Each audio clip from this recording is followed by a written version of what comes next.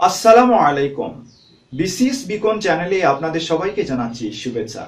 আপনাদের আগামী 40তম বিসিএস প্রস্তুতিকে আরো শানিত করার লক্ষ্যে আমরা প্রত্যেকটা বিষয়ের উপরে ভিত্তি করে সংক্ষিপ্ত সাজেশন আপনাদের সামনে ইতিমধ্যেই তুলে ধরেছি।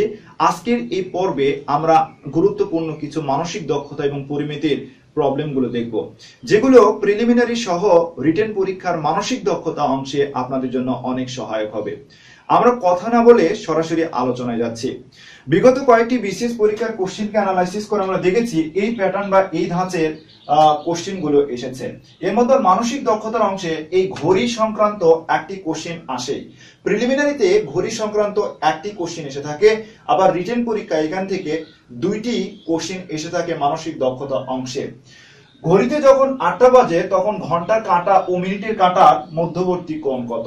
এখানে ঘড়িতে যখন 8টা বাজে একটি কনসেপ্ট নেবেন। সর্বপ্রথমে প্রতি মিনিটে মিনিটের কাঁটা 6 ডিগ্রি কোণ উৎপন্ন করে, আর প্রতি মিনিটে ঘন্টার কাঁটা হাফ ডিগ্রি কোণ উৎপন্ন করে।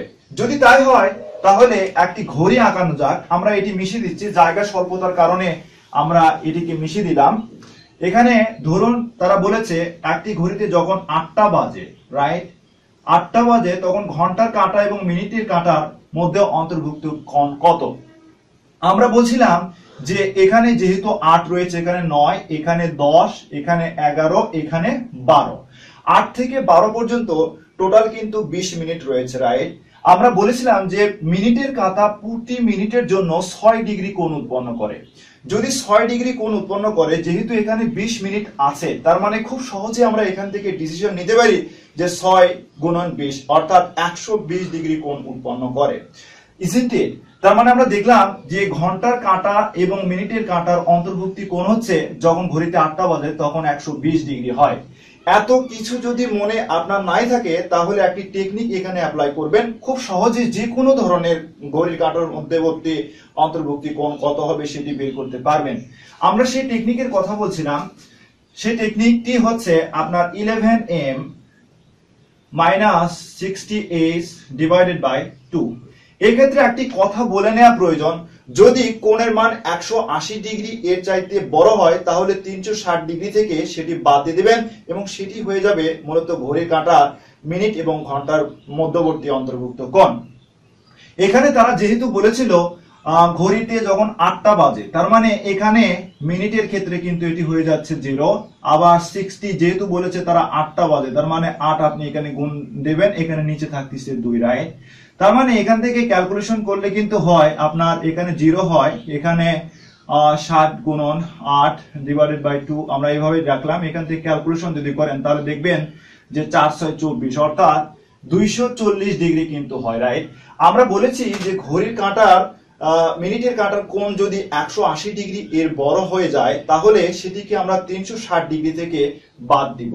360 ডিগ্রি থেকে যদি আপনি এই 240 কে বাদ দেন তাহলে কিন্তু হয়ে যায় 120 ডিগ্রি।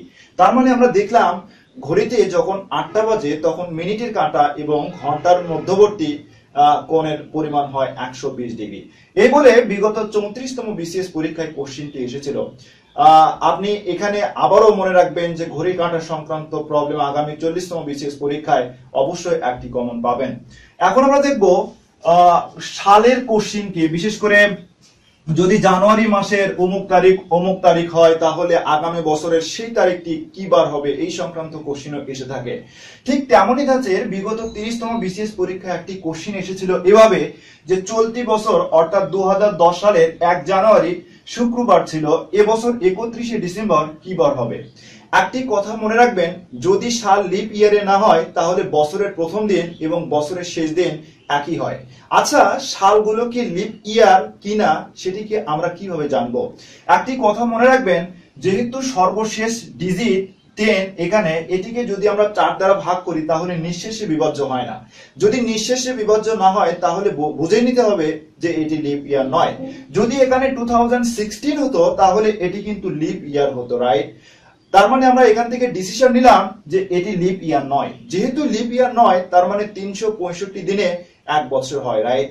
তার মানে আমরা বলেছিলাম যে লিপ ইয়ার যদি না হয় তাহলে বছরের প্রথম দিন এবং শেষ দিন আপনার একইবারই হয়। তার মানে 1 জানুয়ারি বা 1 জানুয়ারি যেহেতু শুক্রবার ছিল, তার মানে 31শে ডিসেম্বরও কিন্তু সেই শুক্রবারই হবে।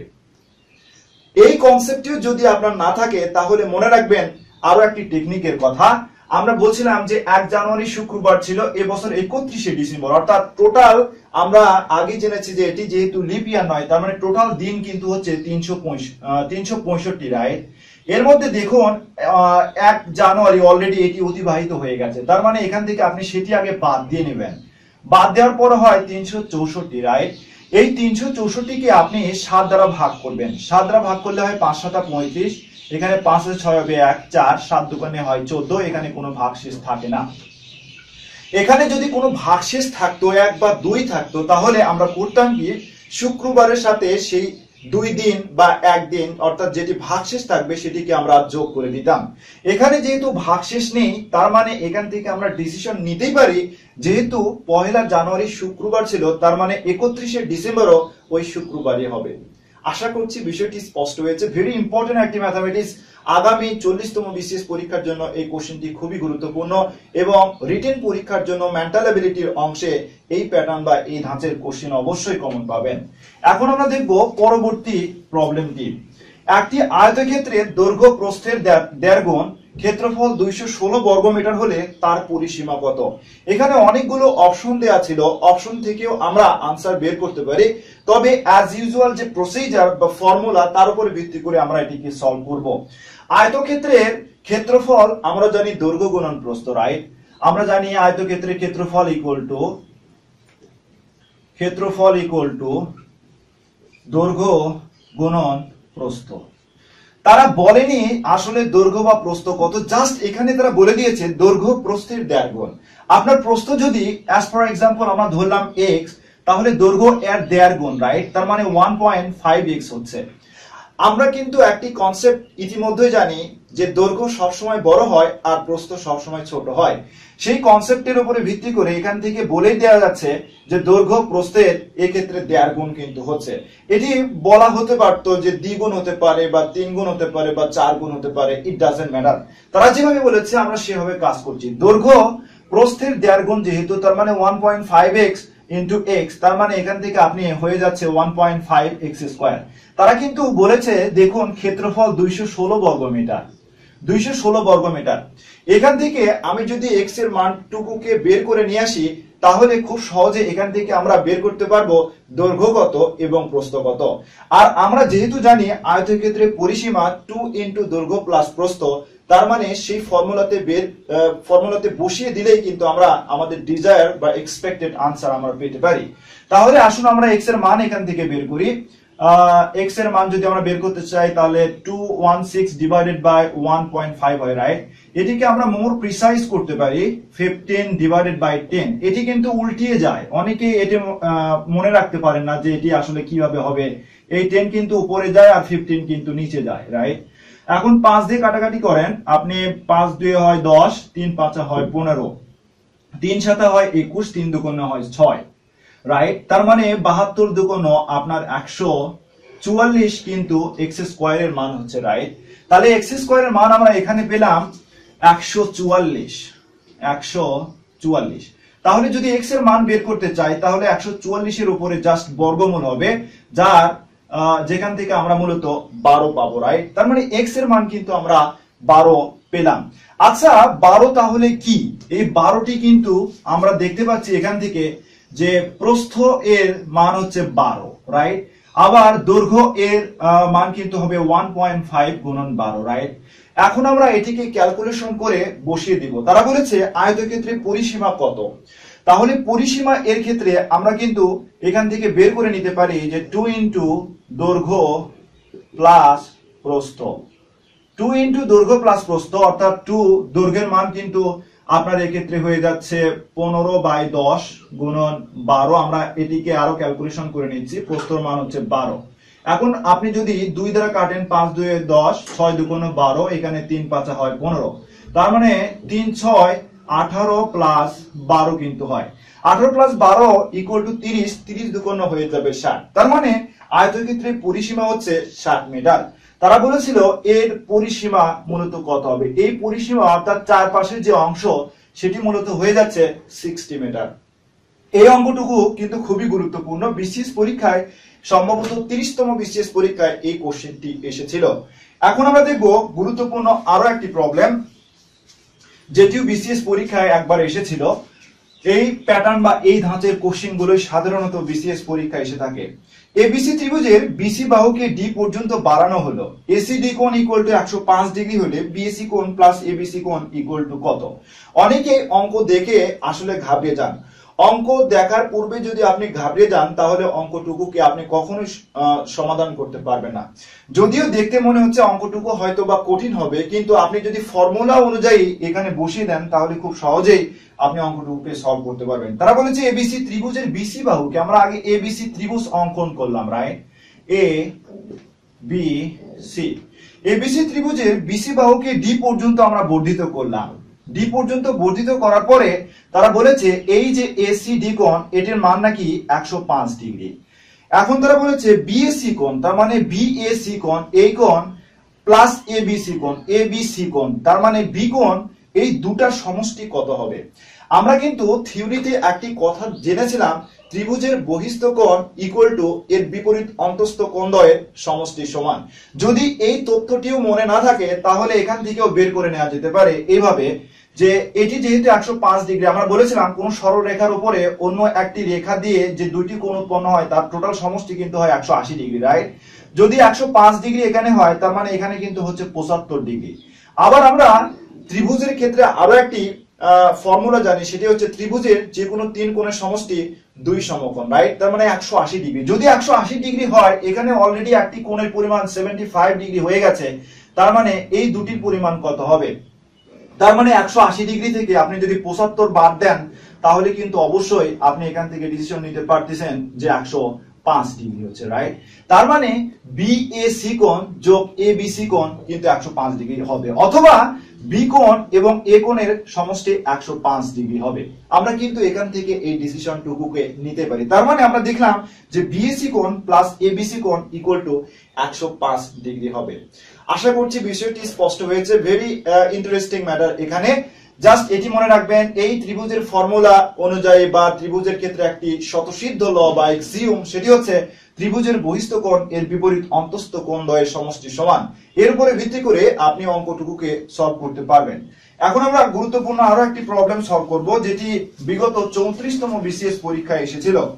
13 সেন্টিমিটার ব্যাসার্ধের কেন্দ্র হতে 5 সেন্টিমিটার দূরত্বে অবস্থিত জ্যা এর দৈর্ঘ্য কত? এক্ষেত্রে আমরা ভয় না পেয়ে সর্বপ্রথমে আগে একটি সার্কেল তৈরি করব। তারা যেভাবে বলেছে আমরা ঠিক সেভাবে কাজ করব। এখানে বলেছে 13 সেন্টিমিটার ব্যাসার্ধের কেন্দ্র হতে 5 সেন্টিমিটার দূরত্বে অবস্থিত জ্যা এর দৈর্ঘ্য কত? তাহলে আমরা জানি যে কেন্দ্র ছাড়া পরিধির এক বিন্দু থেকে অপর বিন্দু পর্যন্ত যে দূরত্ব সেটি কিন্তু মূলত হয়ে যায় জ্যা, রাইট? তাহলে আমরা ধরে নিলাম এটি হচ্ছে জ্যা। এরপরে তারা বলেছে 13 সেন্টিমিটার ব্যাসার্ধের কেন্দ্র হতে, তাহলে ব্যাসার্ধ আমরা বলেছিলাম যে ব্যাসের অর্ধেকই কিন্তু হচ্ছে ব্যাসার্ধ। তার মানে এখান থেকে তারা বলেছে এটি 13 সেন্টিমিটার। 13 সেন্টিমিটার ব্যাসার্ধের কেন্দ্র হতে 5 সেন্টিমিটার দূরত্বে, তার মানে এখান থেকে ধরুন 5 সেন্টিমিটার দূরত্বে অবস্থিত এই জ্যা, যে জ্যা এর মূলত দূরত্ব কত হবে সেটি তারা এখানে মূলত বোঝাতে চাচ্ছে। এখন দেখুন, আমরা কিন্তু এখান থেকে একটি সমকোণী ত্রিভুজ পাচ্ছি, রাইট? সমকোণী ত্রিভুজের ক্ষেত্রে আমরা কিন্তু বাহুর যে অনুপাত আছে সেই বাহুর অনুপাত থেকে এডি এর মান কিন্তু খুব সহজে বের করে নিতে পারি 12। 5, 12, 13 এটি সমকোণী ত্রিভুজের যে বাহুগুলো আছে সেই বাহুগুলোর অনুপাত নির্দেশ করে। যদি তাও না বোঝেন তাহলে এডির মান যদি আপনি বের করতে চান তাহলে আপনি পিথাগোরাসের উপপাদ্য এর সাহায্যে আপনি এটি বের করতে পারেন, যে A D square plus O D square, অর্থাৎ অতিভুজ স্কয়ার ইকুয়াল টু লম্ব স্কয়ার প্লাস ভূমি স্কয়ার। অতিভুজ কি হচ্ছে? ও এ, এটি কিন্তু অতিভুজ হচ্ছে, রাইট? তার মানে 13, 13 আপনার এখানে কিন্তু 169 হয়ে যায়। আমরা একবারে ক্যালকুলেশন করলাম এখানে। এরপরে এডি মান আপনি এখান থেকে বের করে নিয়ে আসবেন। এখন ওডি মান তারা বলেছে 5, 5 5 কিন্তু হয়ে যায় 25, রাইট? এখন 169 ডিভাইডেড বিয়োগ 25 এডি স্কয়ার, এখান থেকে ক্যালকুলেশন করলে হয় 5 আছে 9 হবে আপনার 4, 2 আছে 6 হবে 4, 144। অর্থাৎ এডি এর মান আপনি জাস্ট এর উপরে যদি বর্গমূল করে দেন, এখানে আছে স্কয়ার, এই পাশে হয়ে গেলে আসলে হয়ে যায় বর্গমূল। অনেকে এটি নিয়ে একটু ভয় পায়, তার স্বার্থে আমরা আরো একবার এটিকে লিখছি।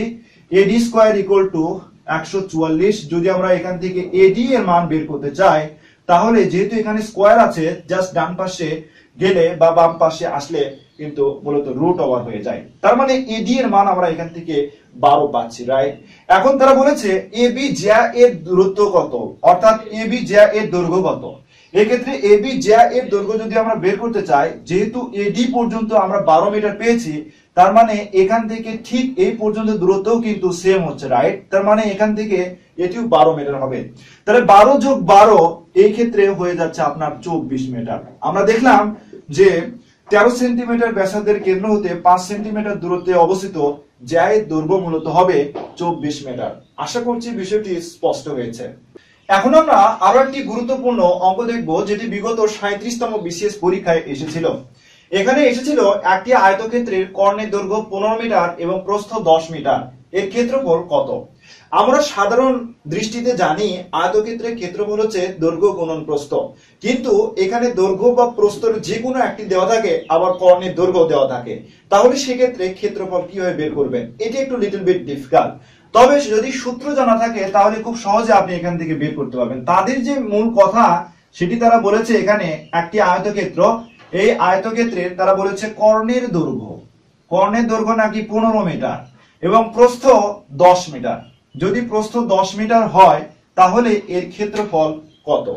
এখান থেকে জাস্ট আপনি খুব সহজেই কিন্তু এখান থেকে বের করে নিতে পারেন। তাহলে এক্ষেত্রে আপনি কি করবেন? এক্ষেত্রে আপনি করতে পারেন যে যেহেতু তারা বলেছে যে কর্ণের দৈর্ঘ্য 15 মিটার এবং প্রস্থ 10 মিটার, এর ক্ষেত্রফল কত? এক্ষেত্রে প্রস্থ বা দৈর্ঘ্যর যে কোনো একটি যদি দেওয়া থাকে, আবার কর্ণের দৈর্ঘ্য যদি দেওয়া থাকে, তাহলে সেক্ষেত্রে একটি সূত্র হচ্ছে এইরকম করে, আপনার দৈর্ঘ্য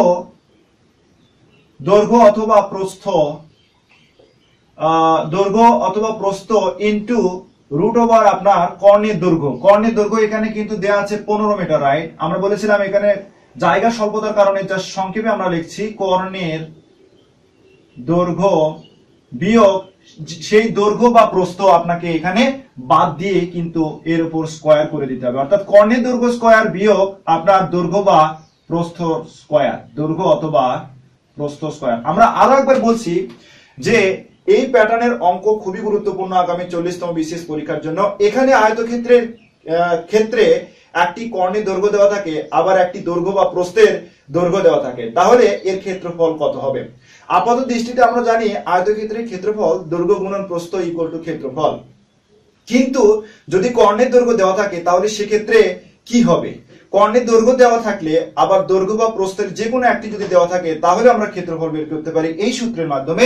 সেটি হচ্ছে দৈর্ঘ্য বা প্রস্থ ইনটু রুট ওভার কর্ণের দৈর্ঘ্য স্কয়ার বিয়োগ দৈর্ঘ্য বা প্রস্থের স্কয়ার।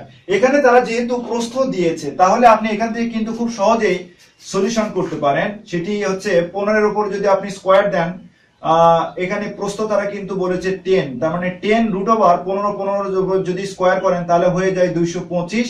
আবার এখানে তারা বলেছে প্রস্থ স্কয়ার, তার মানে এখানে কিন্তু হয়ে যাচ্ছে 100, রাইট? এখন 10 ইনটু এখান থেকে যদি বাদ দেন তাহলে হয়ে যায় 125। এটিকে যদি ক্যালকুলেশন করেন তাহলে 10 ইনটু 5 25 কিন্তু হয় 125। আমরা এটিকে আরো প্রিসাইজ করছি, 10 রুট ওভার এখান থেকে কিন্তু আপনার 5 থাকে ইনটু এখান থেকে কিন্তু 5 থাকে, অর্থাৎ 50 রুট ওভার 5। এটি মূলত হয়ে যাবে এর ডিজায়ার বা এক্সপেক্টেড আনসার। অর্থাৎ আমরা বলছিলাম যে কর্ণের দৈর্ঘ্য যদি দেওয়া থাকে আবার প্রস্থ বা দৈর্ঘ্য যদি দেওয়া থাকে তাহলে সেক্ষেত্রে ক্ষেত্রফল বের করার ফর্মুলা এটি। আর এই অনুযায়ী বিগত 37তম বিসিএস পরীক্ষার কোশ্চেনটির উত্তর ছিল 50 রুট 5 বর্গমিটার। এটি হয়ে যাবে আপনার এর ক্ষেত্রফল। আমরা গুরুত্বপূর্ণ একটি অঙ্ক দেখলাম। এই পর্যায়ে আমরা দেখব আরো একটি গুরুত্বপূর্ণ প্রবলেম, যেটিও আগামী 40তম বিসিএস পরীক্ষার জন্য খুবই গুরুত্বপূর্ণ। একটি সুষম বহুভুজের প্রত্যেকটি বহিস্থ কোণের পরিমাণ 20 ডিগ্রি হলে বহুভুজের বাহুর সংখ্যা কত? বহুভুজের বাহুর সংখ্যা যদি আমরা বের করতে চাই তাহলে সেক্ষেত্রে একটি সূত্র রয়েছে। আমরা বলছিলাম বাহুর সংখ্যা ইকুয়াল টু, যদি আপনি বের করতে চান তাহলে 360 ডিগ্রি ডিভাইডেড বাই বহিস্থ কোণ। এখানে কিন্তু সরাসরি এই ফর্মুলাতে যদি আপনি বসে দেন তাহলে আপনি বাহুর সংখ্যা খুব সহজেই পেয়ে যাবেন। তারা এখানে বলেছে যে সুষম বহুভুজের প্রত্যেকটি বহিস্থ কোণের পরিমাণ 20 ডিগ্রি, তাহলে এখানে 360 ডিভাইডেড বাই যদি 12 করেন 3 12 হয় 36, 30, তার মানে বাহুর সংখ্যা কিন্তু হয়ে যাচ্ছে 30। খুব সহজে আপনি কিন্তু অঙ্কটুকুকে করতে পারছেন। তবে বিসিএস পরীক্ষায় যদি অঙ্ক আসে তাহলে এখানে একটু ঘুরিয়ে দিয়ে এই কোশ্চেনটি এইভাবে করা হতে পারে। একটি রেগুলার সুষম বহুভুজের প্রতিটি অন্তঃস্থ কোণের পরিমাণ 150 ডিগ্রি হলে পলিগনটির বাহুর সংখ্যা কত? আমরা জানি বাহুর সংখ্যা equal to 360 degree divided by বহিস্থ কোণ। আবার আরো একটি থিওরি কিন্তু আমাদের জানা আছে, অন্তঃস্থ কোণ যোগ বহিস্থ কোণ ইকুয়াল টু 180 ডিগ্রি। অন্তঃস্থ কোণ যোগ বহিস্থ কোণ equal to 180 degree, isn't it? আমরা কিন্তু এটিও জানি। তাহলে আপনি এখান থেকে বহিস্থ কোণের সংখ্যা খুব সহজে বের করতে পারতেছেন, রাইট? তাহলে বহিস্থ কোণ ইকুয়াল টু 180 ডিগ্রি বিয়োগ অন্তঃস্থ কোণের পরিমাণ তারা দিয়েছে 150 ডিগ্রি। তার মানে 150 ডিগ্রি আগে আপনি বহিস্থ কোণ বের করে নেন, তার মানে এখানে কিন্তু হয়ে যাচ্ছে 30 ডিগ্রি, রাইট? এখন আপনি জাস্ট এই সূত্রটুকুতে বসায় দেবেন, অর্থাৎ বাহুর সংখ্যা equal to 360 degree divided by বহিস্থ কোণ। তার মানে সেক্ষেত্রে কিন্তু আপনার হয়ে যাচ্ছে 360 ডিভাইডেড বাই 30। এটি দিয়ে ক্যালকুলেশন করলে হয় 3 12 হয় 36, অর্থাৎ এই সুষম পলিগনটির বাহুর সংখ্যা মূলত হয়ে যাবে 12। আশা করছি বিষয়টি স্পষ্ট হয়েছে। যদি বিসিএস পরীক্ষায় কোশ্চেন আসে তাহলে এই ধাঁচের কোশ্চেন আসতে পারে, অর্থাৎ তারা বলতে পারে অন্তঃস্থ কোণের পরিমাণ 150 ডিগ্রি হলে তাহলে বাহুর সংখ্যা কত পলিগনটির ক্ষেত্রে। আপনি খুব সহজে আগে বহিস্থ কোণ বের করে নেবেন, এরপরে জাস্ট বাহুর সংখ্যা খুব সহজে সূত্র অনুযায়ী বের করতে পারবেন। এখন আমরা দেখব গুরুত্বপূর্ণ আরো একটি অঙ্ক, ত্রিকোণমিতির। এই প্যাটার্ন বা এই ধাঁচের কোশ্চেন বরাবরই বিসিএস পরীক্ষায় এসে থাকে। সেটি হচ্ছে 20 মিটার দৈর্ঘ্যের একটি ময়ের এক প্রান্ত একটি মিনারের শীর্ষবিন্দু স্পর্শ করে এবং অপর প্রান্ত মিনারের পাদদেশ থেকে 12 মিটার দূরে অবস্থান করলে মিনারের উচ্চতা কত? এই প্যাটার্নের অঙ্ক সলভ করার পূর্বে একটি কথা বলি, সেটি হচ্ছে এগুলো বরাবরই পিথাগোরাসের উপপাদ্যকে সমর্থন করে, অর্থাৎ পিথাগোরাসের উপপাদ্য অনুযায়ী এই প্রবলেমগুলোকে সলভ করা যায়। কিন্তু আমরা অনেক সময় ঘাবড়িয়ে যাই, অঙ্কটুকুকে ভালোভাবে না পড়ে আমরা স্কিপ করে যাওয়ার চেষ্টা করি। তারা যেভাবে বলেছে আমরা ঠিক সেভাবে কাজ করব এবং দেখি কি প্যাটার্ন বা কি ধাঁচ এখান থেকে আসে। তারা বলেছে 20 মিটার দৈর্ঘ্যের একটি ময়ের এক প্রান্ত একটি মিনারের শীর্ষবিন্দু স্পর্শ করে। আমরা ধরলাম এটি মিনারের শীর্ষবিন্দু এ, রাইট? আবার তারা বলেছে যে 20 মিটার দৈর্ঘ্যের একটি মইয়ের এক প্রান্ত, মই যেহেতু ঝুলানো অবস্থায় থাকে, ঠিক এই রকম অবস্থায় মই থাকে, রাইট? তার মানে বলেছে এই যে AB ইকুয়াল টু আপনার 20 মিটার, তারা অলরেডি বলে দিয়েছে 20 মিটার দৈর্ঘ্যের একটি মইয়ের এক প্রান্ত একটি মিনারের শীর্ষবিন্দু স্পর্শ করে এবং অপর প্রান্ত মিনারের পাদদেশ থেকে, এই যে অপর প্রান্ত এটি, এখান থেকে মিনারের পাদদেশ থেকে, অর্থাৎ এই যে মিনারের শীর্ষবিন্দু এই এর পাদদেশ থেকে আপনার কিনা 12 মিটার দূরে অবস্থান করে। অর্থাৎ এখানে 12 মিটার দূরে অবস্থান করলে তারা বলেছে, জাস্ট আমরা এটির নাম দিলাম ডি। তারা বলেছে এই এডি এর দূরত্ব কত, অর্থাৎ মিনারের উচ্চতা কত, এটি জাস্ট আমাদেরকে এখান থেকে বের করতে হবে। তাহলে দেখুন তো পিথাগোরাসের ফর্মুলা এখান থেকে আসে কিনা। এখান থেকে কিন্তু খুব সহজে আমরা দেখতে পাচ্ছি যেহেতু এটি সমকোণী ত্রিভুজ, তার মানে অবশ্যই পিথাগোরাসের উপপাদ্য এটি ফলো করবে, রাইট? তাহলে আমরা যেহেতু জানি পিথাগোরাসের উপপাদ্য অনুযায়ী অতিভুজ স্কয়ার ইকুয়াল টু লম্ব স্কয়ার যোগ ভূমি স্কয়ার। লম্বটাই তো মূলত এক্ষেত্রে উচ্চতা হয়ে যাচ্ছে, রাইট? তার মানে 12 আপনি স্কয়ার করে দিবেন এখান থেকে। 20 এর উপর স্কয়ার করলে হয় কিন্তু আপনার 400। আবার এখান থেকে এডি স্কয়ার, এখান থেকে 12 হয় 144। এখান থেকে যদি আপনি চেঞ্জ করতে চান তাহলে এডি স্কয়ার ইকুয়াল টু 400 বিয়োগ 144। তাহলে এক্ষেত্রে কি দাঁড়ায় আসুন আমরা দেখি। 4 আছে 10 হবে 6, হাতে থাকে 1, 5 আছে 10 হবে 5, হাতে থাকে 1, 2 আছে 4 হবে 2, 256। তার মানে আপনি এখান থেকে এডির মান কিন্তু 256 উপরে জাস্ট বর্গমূল হবে। কেন বর্গমূল হলো? এখানে যেহেতু স্কয়ার আছে, আমরা বলেছিলাম যে স্কয়ার থাকলে এর ডান পাশে যদি যায় তাহলে সেটি বর্গমূল হয়ে যায়। অনেকেই এটি একটু ডিফিকাল্ট মনে করে। যদি অ্যাজ ফর এক্সাম্পল এখানে যদি এডি কিউব থাকতো, আবার এখানে যদি আপনার 256 থাকতো, তাহলে কিভাবে লিখতাম? এখান থেকে যদি এডির মান আমরা বের করতে চাই তাহলে জাস্ট এটি এরকম ফর্মুলা কিন্তু এসে যাবে, রাইট? জাস্ট এখান থেকে এভাবে মনে রাখার চেষ্টা করবেন, যেহেতু হাফ এখানে 256 উপরে হাফ, আর রুটের মান কিন্তু আমরা জানি হাফ, রাইট? তার মানে এটিকে কি আমরা এভাবে লিখতে পারি না? ডেফিনেটলি আমরা লিখতে পারি। তাহলে এডির মান কিন্তু এখান থেকে আপনি পেয়ে যাবেন 16, 16 গুণ করলে কিন্তু হয় 256 মিটার, রাইট? তার মানে এই যে মিনারের উচ্চতা এডি, এটি হয়ে যাবে 16 মিটার। আশা করছি বিষয়টি স্পষ্ট হয়েছে। বিসিএস পরীক্ষার জন্য ত্রিকোণমিতির যদি কোনো প্রবলেম এসে থাকে তাহলে এই মিনার সংক্রান্ত প্রবলেমগুলো এসে থাকে, যে মিনারের উচ্চতা কত বা পাদদেশ থেকে অন্য প্রান্তের দূরত্ব কত, এই সংক্রান্ত প্রবলেমগুলো এসে থাকে। আজকে আমরা দেখলাম গুরুত্বপূর্ণ কিছু প্রবলেম, যেখান থেকে আগামী বিসিএস পরীক্ষার জন্য, বিশেষ করে 40তম বিসিএস পরীক্ষার জন্য এই প্রবলেমগুলো খুবই গুরুত্বপূর্ণ। সাথে সাথে আগামী বিসিএস পরীক্ষাগুলোতেও এই প্রবলেমগুলো থেকে আসার একটি সমূহ সম্ভাবনা রয়েছে। আমরা আজকের এই ভিডিও টিউটোরিয়ালটি শেষ করতে যাচ্ছি। আপনাদের কাছে যদি আমাদের ভিডিও টিউটোরিয়ালগুলো এতটুকু ভালো এবং সহায়ক বলে মনে হয় তাহলে অবশ্যই আমাদের চ্যানেলকে সাবস্ক্রাইব করবেন। সাবস্ক্রাইব করার মূল যে সিগনিফিকেন্স বা তাৎপর্য সেটি হচ্ছে, আপনারা যদি অহংকার বশত যদি সাবস্ক্রাইব না করেন তাহলে আমাদের ভিডিওগুলো দেখা থেকে আপনারা বঞ্চিত হবেন। সাবস্ক্রাইব করার সাথে সাথে আপনি যদি বেল বাটনে ক্লিক করেন তাহলে আমাদের ভিডিওগুলো আপলোড করার সাথে সাথে আপনারা আপনাদের হোম পেজে পেয়ে যাবেন। আমরা বারবার বলছিলাম যে বিসিএস পরীক্ষার জন্য যে গুরুত্বপূর্ণ ভিডিও টিউটোরিয়াল গুলো রয়েছে, আপনাদের মধ্যে অনেকেই ইংলিশ গ্রামার অনেক ডিফিকাল্ট মনে করে থাকেন, অঙ্ক অনেক ডিফিকাল্ট মনে করে থাকেন, বাংলাদেশ বিষয়গুলির কোন কোশ্চিন গুলো এসে থাকে সেগুলো জানেন না। আমরা সবগুলোর উপরে ভিত্তি করে কিন্তু সংক্ষিপ্ত সাজেশন দিয়ে থাকি। কাজে আমাদের ভিডিওগুলো পেতে অবশ্যই আমাদের চ্যানেলকে সাবস্ক্রাইব করবেন, সেই সাথে সাথে লাইক, শেয়ার এবং কমেন্ট করার অনুরোধ জানাচ্ছি। আগামী ভিডিও টিউটোরিয়াল দেখার আমন্ত্রণ জানিয়ে সর্বশেষে সবার কাছ থেকে দোয়া চেয়ে বিদায় নিচ্ছি। আল্লাহ হাফিজ।